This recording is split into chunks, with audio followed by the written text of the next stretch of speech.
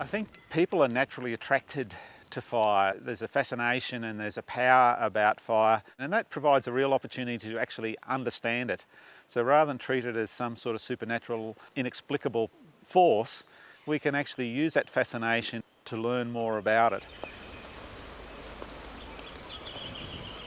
Fire plays an incredible role in our environment, and we need to look at the whole picture rather than just zoom in on the actual short space of time when the fire actually occurs or the immediate consequence. And getting that spatial and time perspective on fire allows us to look at fire in a very different way. I think one of the traps that we fall into as human beings is we often see the environment as it is right now without trying to understand how it is that it's come to be the way it is. And we need to understand, well, what role has fire played in this environment? And there's nowhere in Australia where fire hasn't had some influence. So the question for us is that when we live in an environment, we need to learn and understand that environment.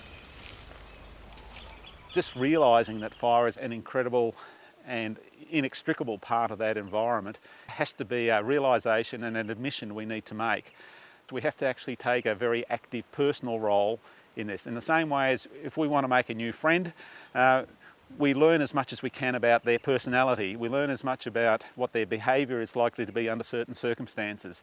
We need to do exactly the same thing with the environment because we want to be friends and we want to actually live in that environment.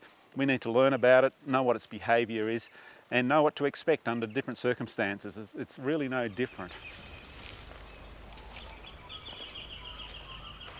Without fire in our environment basically stagnates and becomes a much less balanced and a much less productive environment.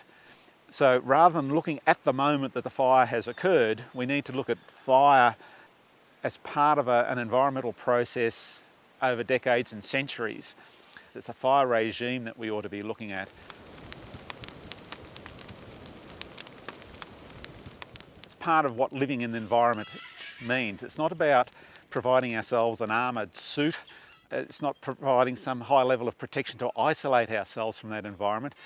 We need to come to an understanding of that environment and learn about that environment so that we can actually live with it in a knowing and meaningful way.